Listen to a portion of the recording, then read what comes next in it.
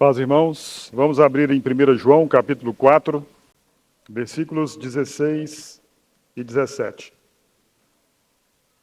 Nós temos estudado a primeira epístola de João e temos visto o assunto nesse capítulo 4 que João trata com os irmãos a quem ele escreveu.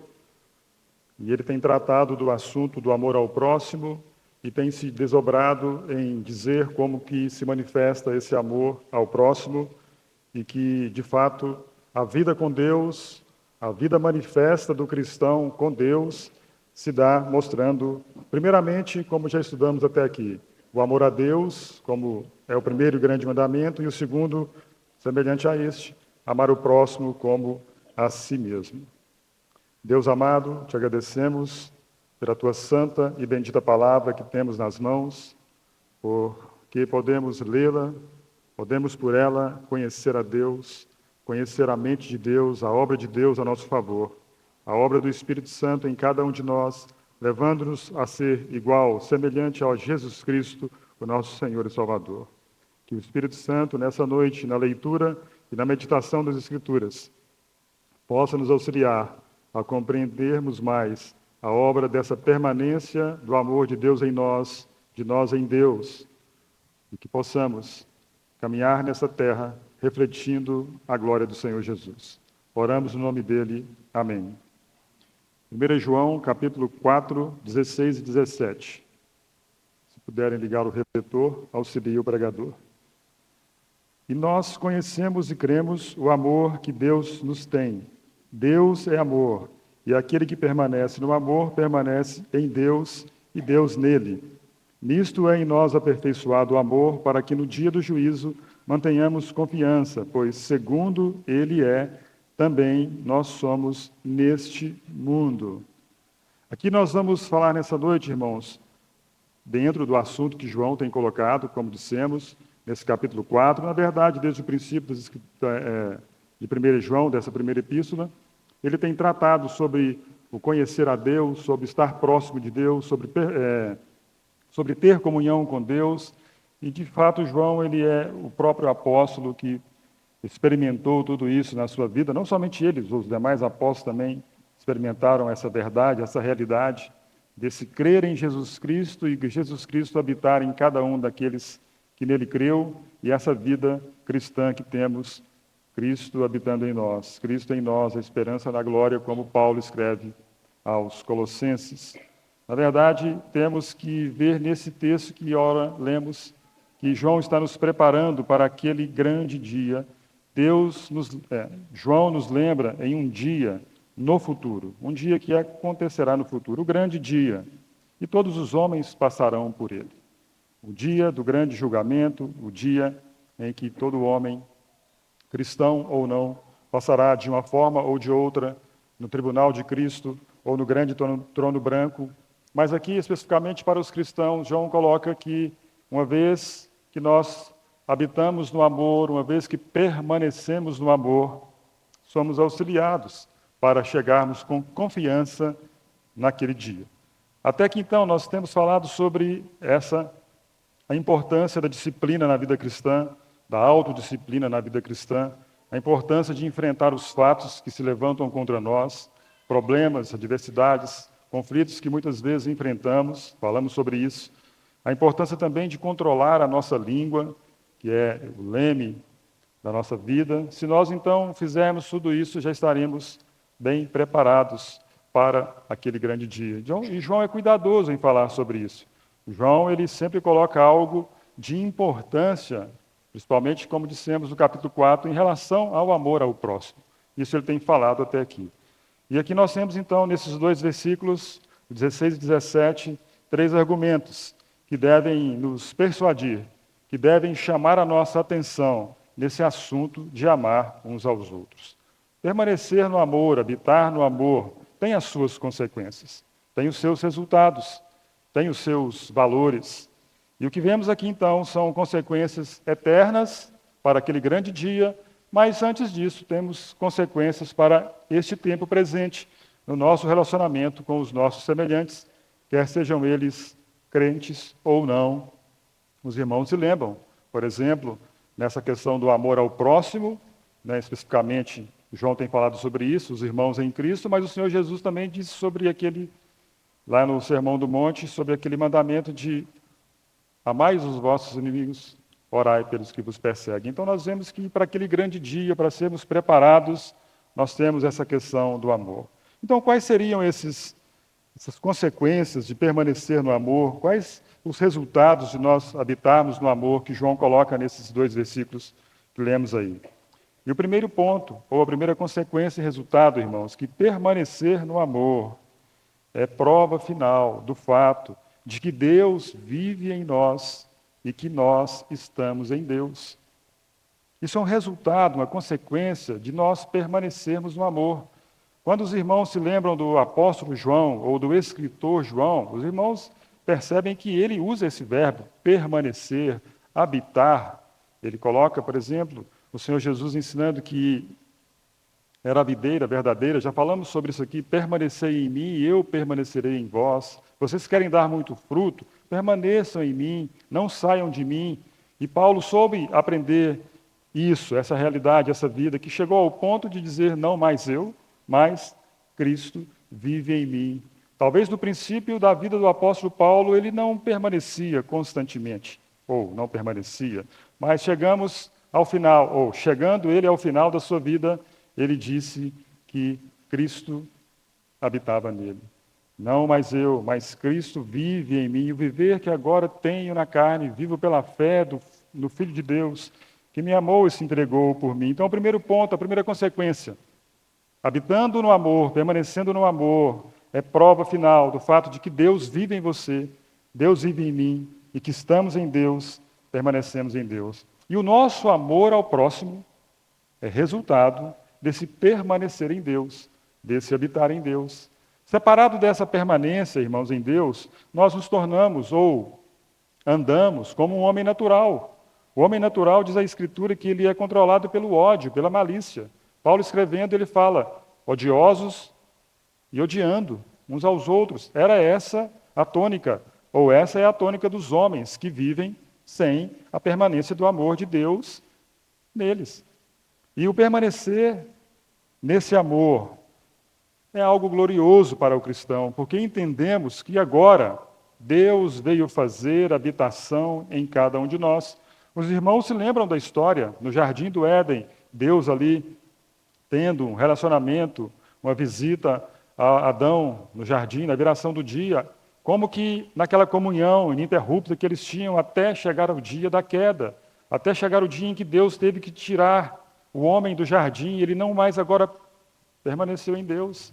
Deus não mais permaneceu em Adão, na comunhão com Adão, conforme entendemos nas Escrituras. E Deus, então, agora no trabalho de recuperação até a vinda, até a manifestação do seu Filho, para que agora Deus venha novamente ter comunhão com o homem, permanecer com o homem, e que o homem volte ao estado natural de habitar em Deus, de permanecer em Deus. Então, o que entendemos nesse permanecer do amor é que Deus, em sua própria maneira, de uma maneira milagrosa, ele desperta nos cristãos, desperta naqueles que creram em Jesus algo da própria santidade de Deus. A Bíblia diz, sede santos, como eu sou santo. O próprio Senhor Jesus, no ensino do Sermão do Monte, diz, sede perfeitos, como perfeito é o vosso Pai Celeste. Tudo isso promovido pelo permanecer do amor de Deus em nossas vidas. Deus planta em nós a sua visão santa de vida, a sua visão santa de existência, de ser, no coração dos seus filhos. Deus nos capacita por meio da habitação do Espírito Santo na vida dos cristãos. O fato é que o Espírito Santo foi nos dado, como diz Paulo em Romanos, foi nos outorgado, né? O amor de Cristo nos constrange. Não esse texto, mas que o amor de Deus é derramado nos nossos corações pelo Espírito que nos foi outorgado, nos foi dado. Hoje, então, a habitação do Espírito Santo, Deus, então, vem fazer essa permanência em nós. E isso nos leva a ver essa natureza santa de Deus que ama a criatura que Ele criou. E agora nós, com essa permanência de Deus em nós, vamos amar o próximo como a nós mesmos. Vamos amar os nossos inimigos, vamos amar aqueles que, porventura, nos ferirem. Então, permanecer no amor significa, colocamos aqui dessa forma, que Deus é a casa da pessoa, Deus é a habitação da pessoa. A sua casa, a minha casa, é um dos melhores lugares. É onde você permanece, onde você está ali, habita, passa todo o tempo ali. O seu coração descansa na sua casa quando você está em sua casa, se você tem uma boa casa, se você tem a presença de Deus ali. Então, o seu coração e sua mente habitam e descansam ali. E você volta para a sua casa quantas vezes você quiser. Você está numa situação, em algum lugar, você volta e ali habita. E aqueles que permanecem no amor, permanecem em Deus da mesma forma. Deus é a casa deles. Eles e o que eles fazem é estar e querem estar na presença de Deus. Eles querem gastar o seu tempo com Deus. Eles fazem tudo, todas as coisas, todos os seus trabalhos, mas o desejo deles é ter essa presença de Deus, uma presença constante diante de Deus. E percebam que João está colocando tudo isso. Os homens, João está colocando que, dessa forma, os homens arrumam toda a sua vida de forma a passar o tempo maior, o tempo máximo com Deus, na presença de Deus. Em outra palavra, ou em outras palavras, toda a visão dos filhos de Deus deve ser para esse fim.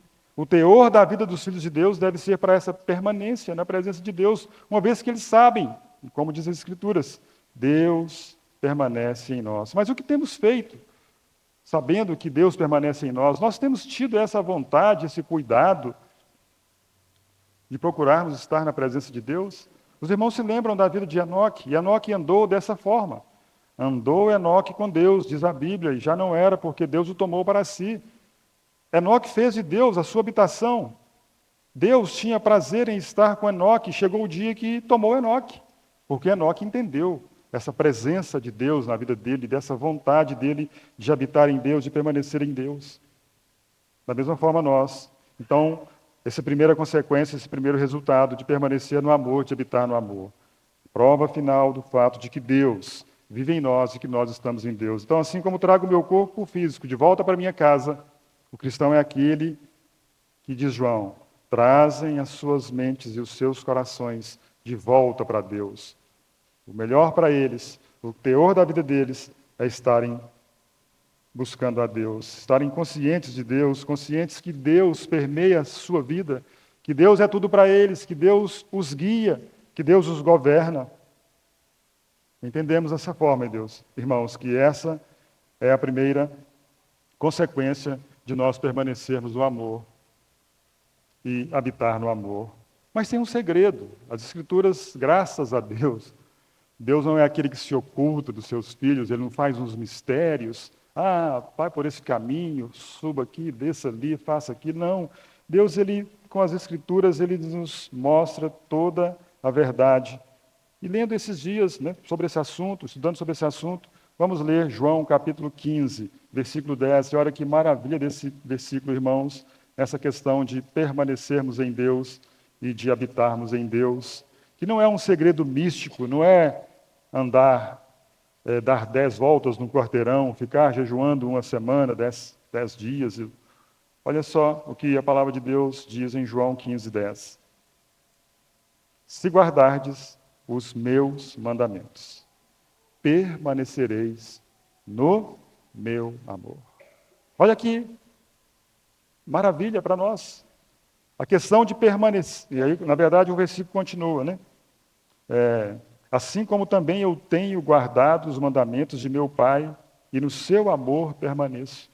Uma vez que devemos imitar ao Senhor Jesus em todas as suas obras, em toda a sua santidade e pureza, vejam que ele diz, olha, eu permaneço no amor do meu Pai, porque guardo os mandamentos do meu Pai. E se vocês guardarem os meus mandamentos, permanecereis no meu amor. Aqui dá para entender, Beto, a história daquele irmão que procurava mandamentos para guardar, porque ele queria o quê? Permanecer no amor de Deus. A Bíblia diz que os seus mandamentos não são penosos. Então, uma maneira que vemos aqui, clara, o segredo da vida espiritual de permanecermos em Deus e Deus permanecer em nós, guardar os mandamentos de Deus. Mas quais são os seus mandamentos? lembremos do assunto que João está colocando nesse capítulo: amar o próximo, amar o seu semelhante, amar os seus irmãos, amar os seus inimigos. É o que João tem colocado. E voltando para a 1 João, o capítulo 2 também tem o mesmo conteúdo do que agora acabamos de ler. Falando então dessa primeira consequência desse habitar em Deus, permanecer em Deus, 1 João 2,5 diz o seguinte: aquele, entretanto, que guarda a sua palavra, nele verdadeiramente tem sido aperfeiçoado o amor de Deus. Vejam que maravilha! Aqueles que guardam a palavra de Deus, aqueles que guardam os seus mandamentos, é o mesmo que João diz no seu evangelho. Aqui então, irmãos, que maravilha para nós, se tão somente lermos, entendermos e guardarmos a palavra do Senhor. Mas dissemos que tem 3 consequências, 3 resultados do permanecer no amor de Deus ou habitarmos no amor de Deus. O primeiro acabamos de dizer. A segunda conclusão está no versículo 17, que nós lemos, de 1 João capítulo 4. Nisto é em nós aperfeiçoado o amor. Nisto é em nós aperfeiçoado o amor. Alguma tradução poderia dizer, talvez alguém tenha, que diz assim: nisto consiste a perfeição do amor em nós. Aqui está a prova perfeita do amor de Deus nas nossas vidas. Que o amor de Deus está em nós. O aperfeiçoamento desse amor. Mas o que isso significa? O que João está querendo dizer com em nós é aperfeiçoado o amor? Significa que o propósito último de Deus, o propósito derradeiro de Deus em tudo o que Ele faz por nós no Seu Filho, o Senhor Jesus Cristo, é que nos tornemos semelhantes a Ele. No final do versículo diz: nisso é em nós aperfeiçoado o amor, para que no dia do juízo mantenhamos confiança, pois segundo Ele é, também nós somos neste mundo. E esse é o propósito de Deus. Esse é o propósito de toda a encarnação do Filho de Deus, da obra do Filho de Deus. Irmãos, aqui nós corremos um grande perigo na caminhada cristã de determos a caminhada cristã e o progresso na caminhada cristã no perdão dos pecados. O perdão dos pecados é algo maravilhoso, graças a Deus por Deus ter aberto o nosso entendimento para compreender que os nossos pecados foram colocados todos em Cristo. O nosso destino com os nossos pecados era sermos separados de Deus, lançados longe da presença de Deus. Sim, mas esse é o primeiro passo, o primeiro entendimento, poderíamos dizer assim, na caminhada cristã.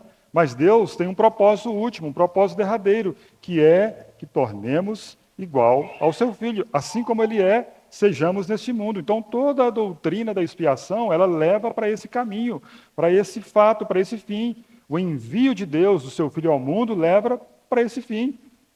O fim é qual? Sermos como o Filho é. Quando lemos o Novo Testamento, nós entendemos claramente isso, esse aperfeiçoamento dos filhos de Deus, o sermos conforme a imagem do seu Filho, conheçamos e prossigamos em conhecer ao Senhor, para qual fim? Sermos como Ele é. Alguém disse que o santo, ou um santo, é aquele em que Deus vive, aquele por qual Deus se manifesta. Alguém disse isso. Um santo é quem? Aquele no qual Deus se manifesta. Manifestando quem? A pessoa do seu Filho. Como ali no Sermão do Monte nos é dito: vós sois o sal da terra, vós sois a luz do mundo. Tudo reflexo do próprio Senhor Jesus. Então o fim é sermos como o Filho é. E é isso que João nos diz. E isso é algo que devemos ser lembrados. Como dissemos, há o perigo de nós colocarmos a nossa salvação somente no entendimento de perdão dos pecados. Há o perigo de nós diminuirmos toda a obra da salvação que temos em Cristo, todo o propósito da salvação que temos em Cristo, se permanecermos somente na absolvição de pecados. O objetivo final de Deus, em tudo o que Ele fez por nós, repito, em seu Filho, é o aperfeiçoamento de cada um dos filhos de Deus. A vontade de Deus é que nos tornemos semelhante ao seu Filho Jesus Cristo, que é o primogênito entre muitos irmãos. Vamos ler Tito, capítulo 2, versículo 14. Tito, capítulo 2, versículo 14.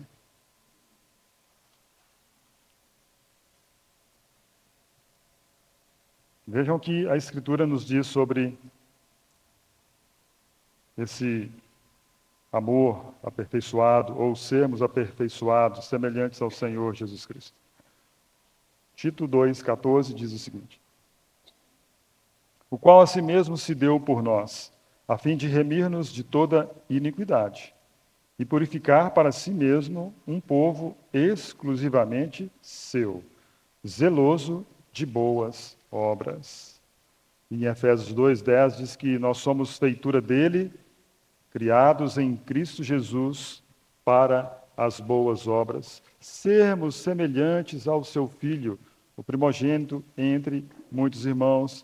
Irmãos, aqui João está dizendo, nesse versículo 17, que o que Deus faz com os cristãos é que eles se tornem, melhor, Deus trabalha nos cristãos para que eles sejam conforme aquele que está no céu, conforme o seu Filho que está no céu.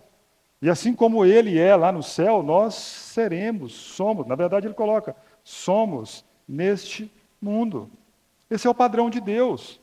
Não é que Cristo é santo no céu e nós somos profanos, imundos. Não é que Cristo é algo lá no céu e nós somos totalmente diferentes nessa terra, não. Sermos semelhantes a Ele. E a pergunta para nós é se nós temos sido aperfeiçoados dessa forma, sendo trabalhados para sermos conforme a imagem do seu Filho.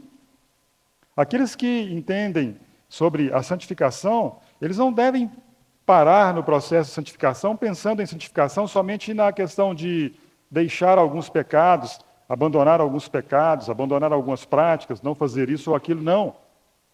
A questão da santidade ou da santificação é nós entendermos se nós estamos sendo semelhantes ao Filho de Deus. É perguntar a nós mesmos se somos semelhantes a Ele. Você é semelhante a Ele?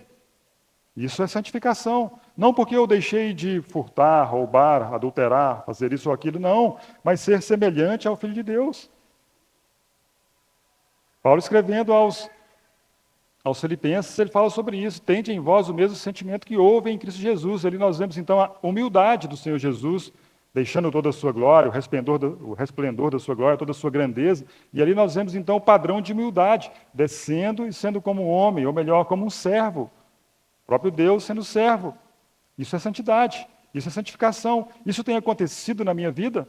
Ser semelhante ao Filho de Deus? Ou cada dia que eu cresço na caminhada cristã, cada dia que eu ganho mais um entendimento de Deus, eu quero ser aplaudido, eu quero ser engrandecido, eu quero receber um tapinha nas costas, eu quero ser que faça uma quadra, faça um quadro, uma placa em meu nome. Não, humildade. Semelhantes a Ele. Como Ele está no céu, somos semelhantes neste mundo. Então a marca dos santos, a marca dos santos é a sua preocupação cada vez maior com o elemento de ser semelhante ao Filho de Deus, Jesus Cristo, e se nessa semelhança o amor de Cristo está sendo manifestado por nós. João coloca isso nesses versículos.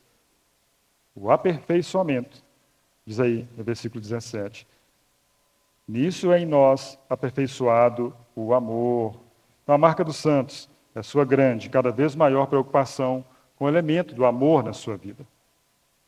Eles não pensam mais em termos de ação, em termos de resultados nas suas vidas, mas em ser semelhantes a Deus, ao Filho de Deus, pois, segundo ele é, diz João, nós somos neste mundo. Esse é o grande objetivo de João por trás de tudo isso. E o fato, irmãos, é que Deus está produzindo um povo especial, um povo como sua posse, e eles têm um sentido de ser semelhantes ao seu Filho Jesus Cristo. Abram comigo Efésios 4, versículo 13.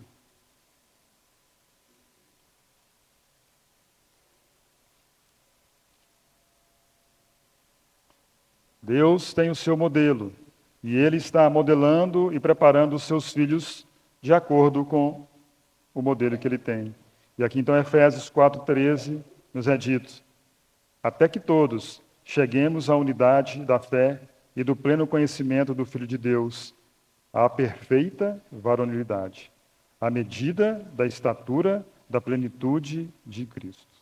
Olha só, então, o padrão de Deus, aquele aperfeiçoamento do amor, ou o amor sendo aperfeiçoado em nós. Qual o fim? Sermos neste mundo como Ele é. E aqui Paulo coloca algo assim, grandioso, mas é a verdade que Deus tem para cada um dos seus filhos. Chegarmos à perfeita varonilidade, à medida da estatura da plenitude de Cristo.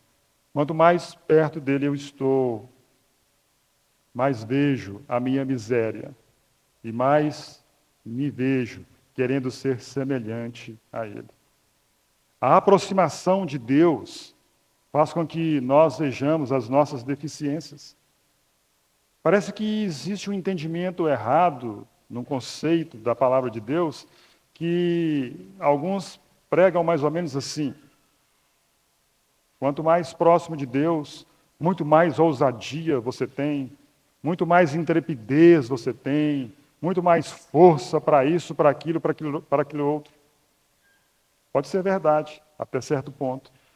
Mas com relação ao que João tem colocado sobre aquele grande dia, de estarmos na presença de Deus, de sermos julgados, diz respeito a nós vermos os nossos pecados, irmãos. Vemos as nossas fraquezas, vemos as nossas debilidades, com os nossos pensamentos muitas vezes, maquinando o mal contra um, contra o outro, desejando o mal aqui e ali, querendo ter um proveito numa situação, no negócio. Percebam que, como dissemos, para chegarmos a essa perfeita varonilidade, essa medida da estatura da plenitude de Cristo, nós vamos ficar com vergonha de nós mesmos. A sua esposa sabe de todos os pensamentos que você tem. Você não tem vergonha dos seus pensamentos se você expusesse os seus pensamentos ao seu cônjuge. Ou na igreja, muitos pensamentos que temos. Então percebam que o amor em nós aperfeiçoado é para esse fim. Assim como ele é lá no céu, totalmente santo. Na verdade, quando ele estava na terra também ele era assim, mas o que João está colocando, assim como ele é, nós somos neste mundo. Percebam que esse é o padrão de Deus. Essa perfeita varonilidade, essa estatura da plenitude de Cristo, é consequência de permanecermos em Deus, de habitarmos em Deus e dele em nós. E aqui então, uma advertência para nós: quanto mais nós entendemos que estamos próximos dele, irmãos, mais se humilhe, mais se ajoelhe e peça a Deus misericórdia pela sua vida, pelos seus pecados. Eu, da mesma forma, todos nós, que quanto mais nos aproximamos da luz, mais vemos os nossos defeitos. Deus é luz, e não há nele treva nenhuma. Então, quanto mais me aproximo dele, mais eu vou ver que eu devo a Deus. Mas esse amor, lembremos, está sendo em nós aperfeiçoado. Ele coloca isso, então, em João 4,17. Isso consequência de permanecermos em Deus, de habitarmos em Deus. E a terceira conclusão que João coloca aí, no versículo 16 e 17, como lemos, no versículo 17 diz assim: nisto é em nós aperfeiçoado o amor, para que no dia do juízo mantenhamos confiança.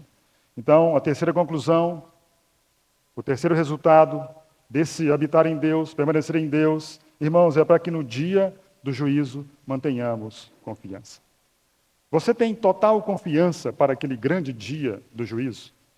Se fosse hoje o grande dia do juízo, o grande dia do julgamento, você tem total confiança de entrar diante de Deus?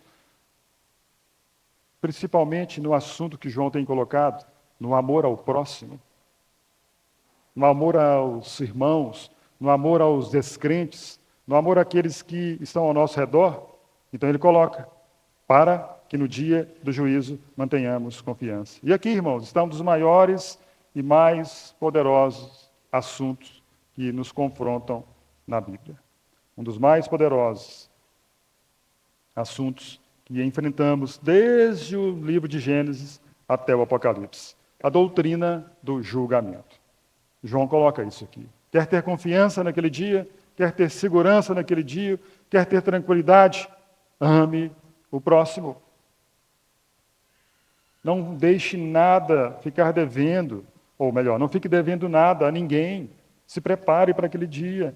Então, João quer dizer, o que João quer dizer com essa declaração? Para que no dia do juízo mantenhamos confiança. Ele quer mostrar que nossa vida deve ser pautada no temor a Deus. No temor, no sentido de não medo, mas de reverência, que um dia estaremos com Ele. A nossa vida deve ser vivida de forma que não tenhamos nada. Irmãos, é nada para nos acusar. Essa é a vontade de João para os seus leitores. Então, chegará o dia em que todos estaremos diante do juiz supremo. Sim, João coloca isso. E aquele dia, irmão, será algo formal, público, será final. Todos estaremos de alguma forma, como crentes aqui ou aqueles descrentes em outro lugar. A verdade é que os livros serão abertos, a investigação será feita e a sentença vai ser promulgada. E essa é uma das maiores e mais poderosas, extraordinárias doutrinas que encontramos nas Escrituras.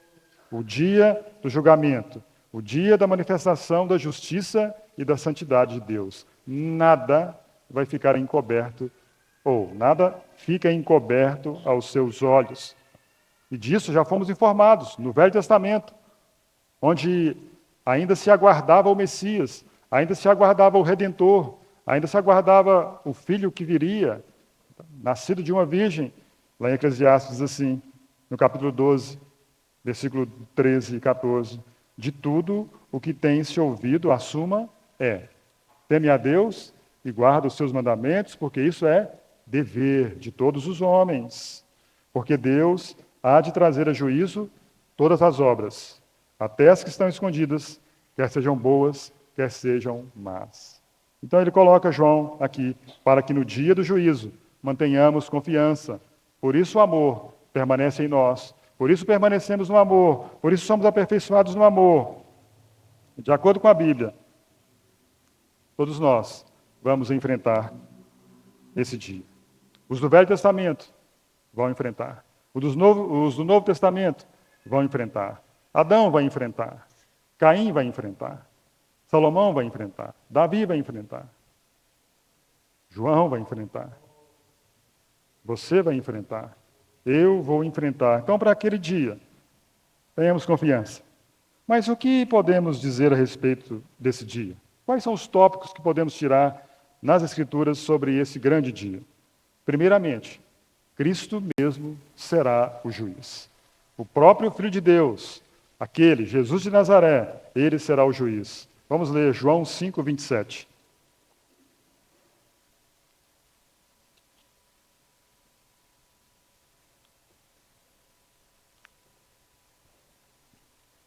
Diz o seguinte, e lhe deu autoridade para julgar, porque é o Filho do homem.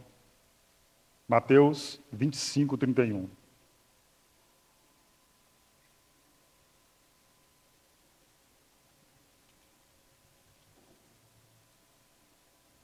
Quando vier o Filho do homem, na sua majestade, e todos os anjos com ele, então se assentará no trono da sua glória. E depois disso, então, sabemos que segue-se ao julgamento. Atos 10, 42.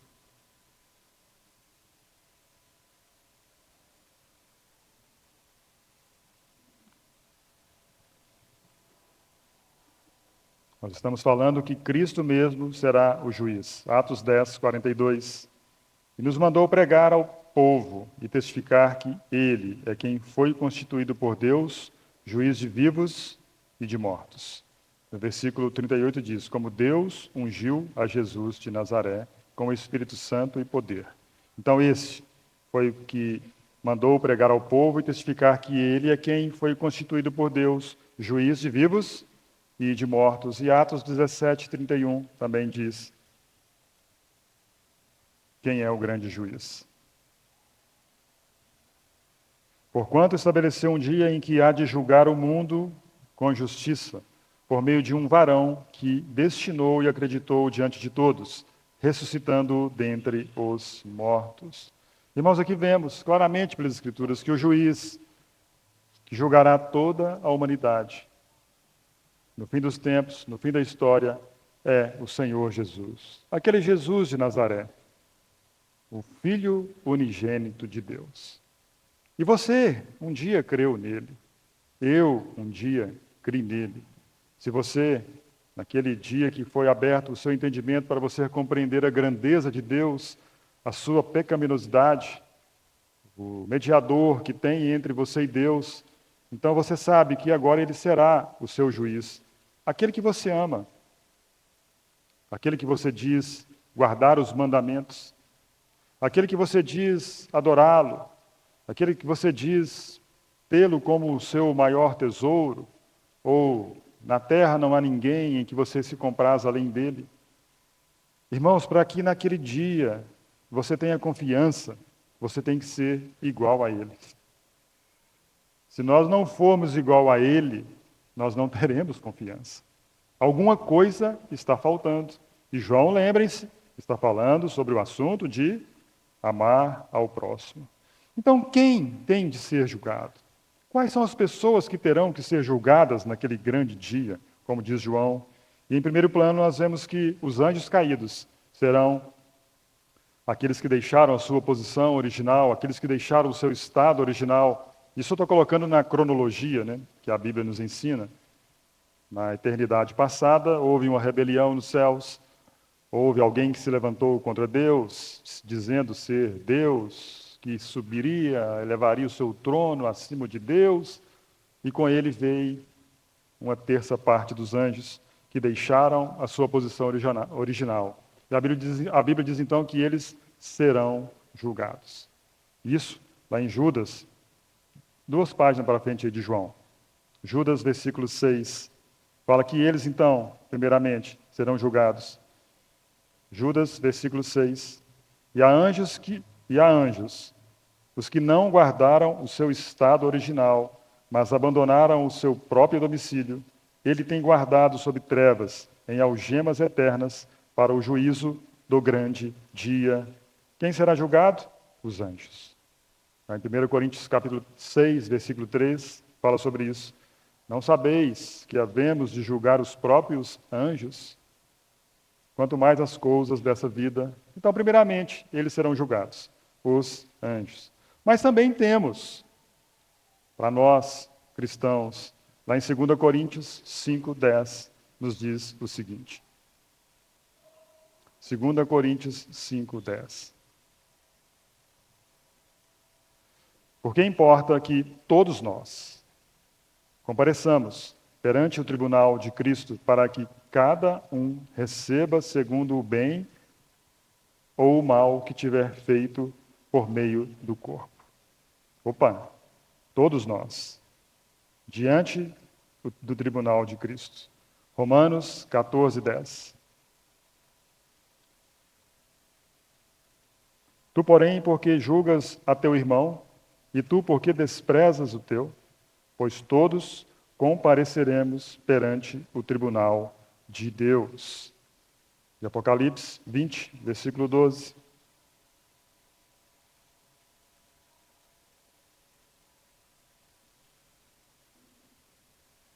E também os mortos, os grandes e os pequenos, postos em pé diante do trono. Então se abriram livros. Ainda outro livro, o livro da vida, foi aberto. E os mortos foram julgados segundo as suas obras, conforme o que se achava escrito nos livros. Então nós temos a diferença entre o cristão e o não cristão. Aqui citamos aqueles que serão julgados. E diante do que lemos, todos serão julgados. O cristão, em sentido, na verdade, ele já passou por um julgamento. A Bíblia diz que nenhuma condenação há para os que estão em Cristo Jesus. Ali, Romanos, capítulo 5, capítulo 8, fala que no cristão, ele passou, ou ele foi justificado, né? Justificados, pois, pela fé, temos paz com Deus. Mas aquela justificação é no sentido de que nós não seremos separados eternamente de Deus. Primeiro ponto. Mas o fato é que depois do nosso conhecimento de Deus, da nossa caminhada com Deus, tudo que fizemos de errado diante de Deus, prestaremos contas. Os seus pecados de outrora, antes da sua conversão, foram lançados no mar do esquecimento. Deus não levou não levou em conta o tempo que nós andávamos nas nossas ignorâncias que tínhamos de Deus, mas o fato é que depois que você creu em Deus, depois que eu criei em Deus, cuidado com o que você tem falado, feito, porque, como diz a Bíblia, está sendo anotado em um livro. Então, ainda que vejamos os cristãos no tribunal de Cristo, e ainda que vejamos os não cristãos diante do trono branco, é certo que todos serão julgados. E ali haverá distinções, recompensas e também punições. Lá em 2 Coríntios, quando lemos no versículo 10 sobre o tribunal de Cristo, no versículo posterior, Paulo fala assim: e assim, conhecendo o temor do Senhor, persuadimos os homens, e somos cabalmente conhecidos por Deus. Espero também que a vossa consciência nos reconheça. Ele está dizendo assim: ei, chegará o grande dia, terá o grande dia. Todos compareceremos perante o tribunal de Cristo. Vejam como vocês estão andando. E João tem colocado isso aqui na sua epístola, com relação ao amor ao próximo. Então falamos sobre quem tem de ser julgado. Mas qual será o padrão do julgamento de Deus? Qual vai ser a medida do julgamento, esse padrão? E o padrão, irmãos, será a vontade revelada de Deus. O fato é que todos serão julgados. A Bíblia nos diz que os gentios, aqueles que não creram em Deus, serão julgados de acordo com a luz que têm, de acordo com a sua consciência. E lemos isso em Romanos capítulo 2. No Romanos capítulo 2, versículo 11 a 16, vai falar sobre isso.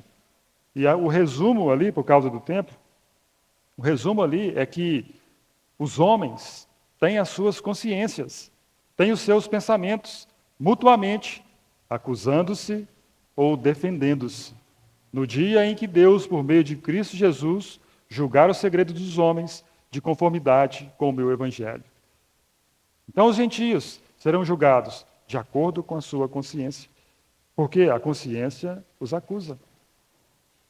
Na criação do homem, no seu estado original, no espírito humano, sabemos, por aquilo que já temos ouvido e estudado, que no espírito humano existem 3 partes: a consciência, a comunhão e a intuição.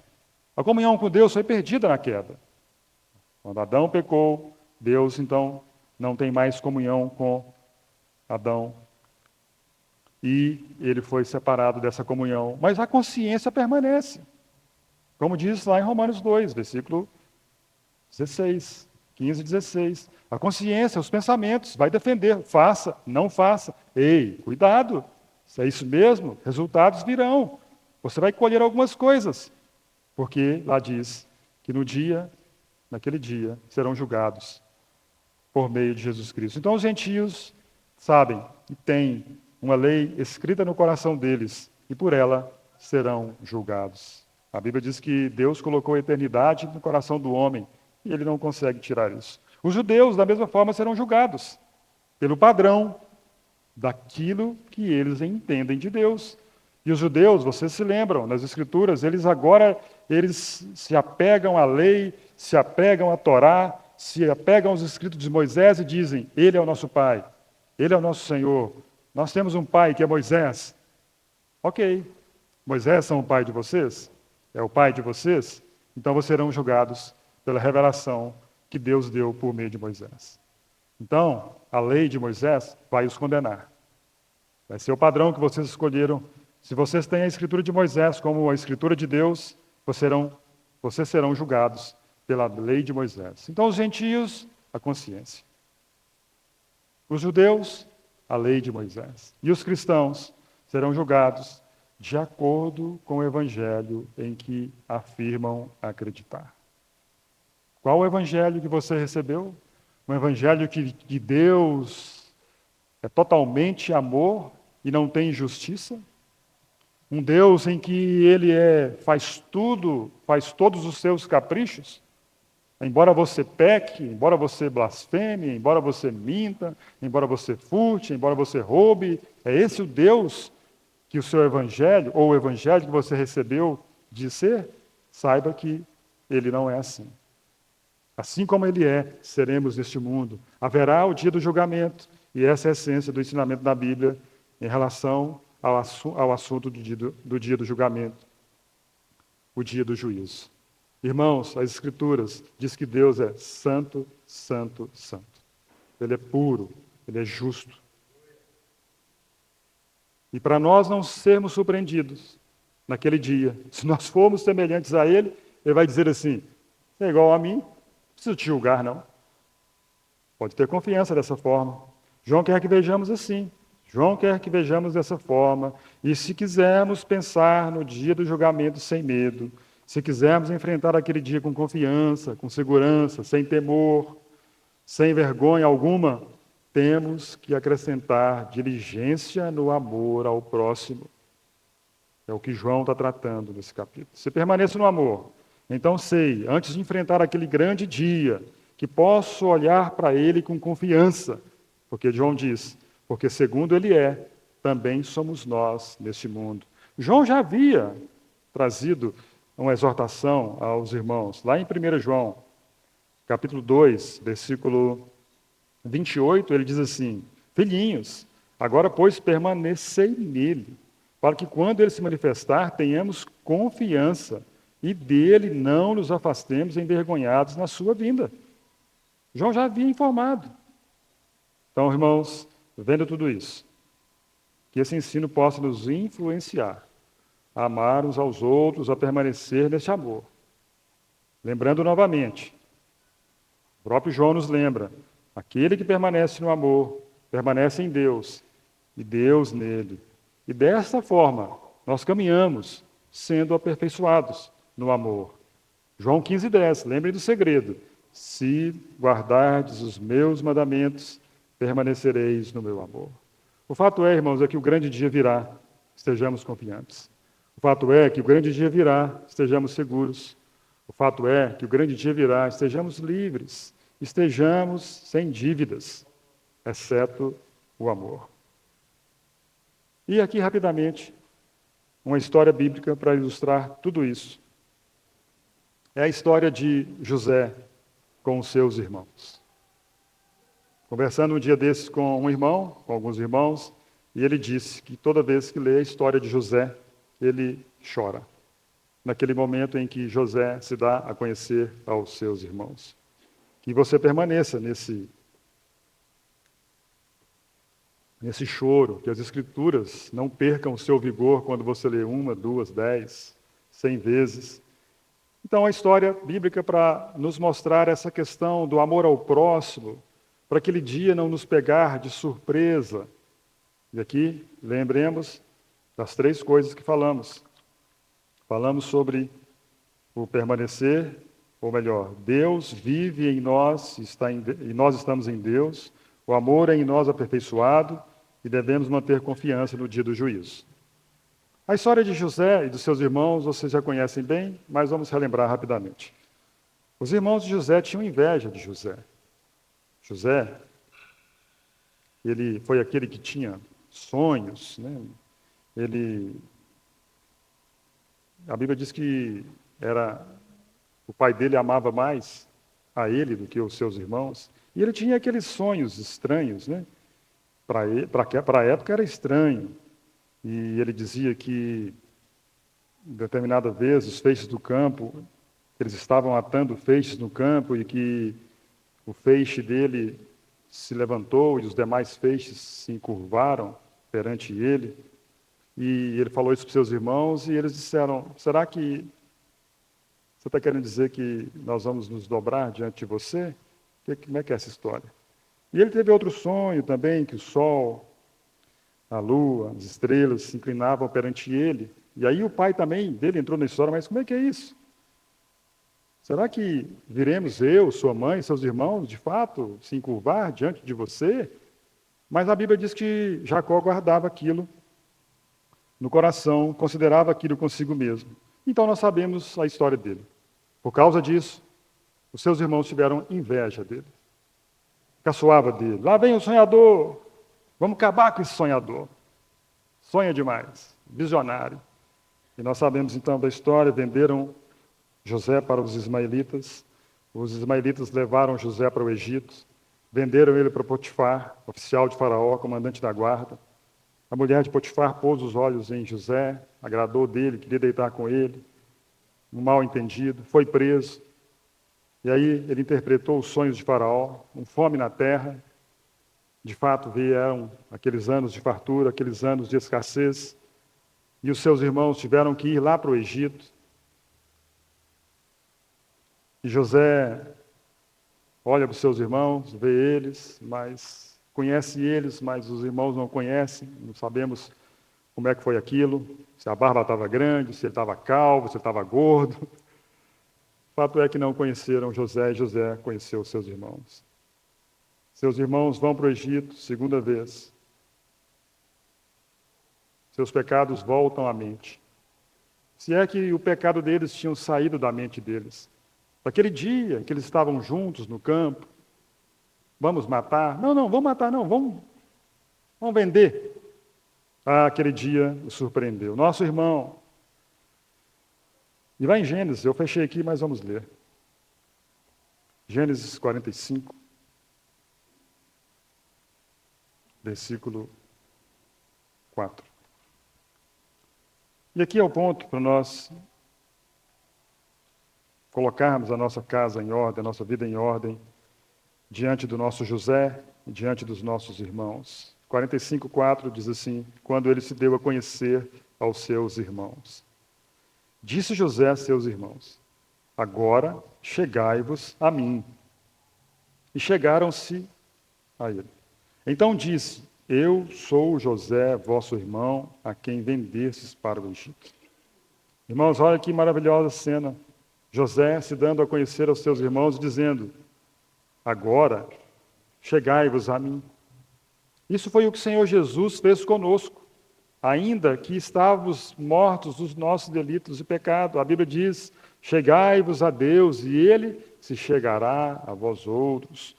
Purificai as mãos, pecadores, e vós que sois de ânimo dobre, limpai o coração. Teve um dia, assim como José se deu a conhecer aos seus irmãos e disse: chegai-vos a mim, o Senhor Jesus fez isso conosco. Aí no versículo 15 do mesmo capítulo diz assim: José beijou a todos os seus irmãos e chorou sobre eles. Depois seus irmãos falaram com ele: irmãos, a situação está resolvida. Os pecados foram perdoados. Esqueçam o que vocês fizeram comigo no passado. Esqueçam todo o trama que vocês fizeram contra mim. Deus me enviou na frente de vocês para salvação. Aqui nós podemos dizer assim, ali os irmãos de José, depois desse beijo que José deu neles, os irmãos de José poderiam pensar assim: posso ter confiança no dia do juízo. O meu irmão me chamou para me achegar a ele. O meu irmão me beijou. O meu irmão perdoou os meus pecados. Mas o problema é que não foi bem assim. Embora José tenha feito tudo isso em amor, em perdão, em misericórdia, eu não sei o que aconteceu com a mente dos irmãos de José, que lá no capítulo 50, eles vão lembrar essa história de novo. Ei, nosso pai morreu. Será que não é o caso de José nos perseguir e nos retribuir pelo mal que lhe fizemos? Eles não tiveram a confiança para aquele dia. E o José teve que chamar eles novamente.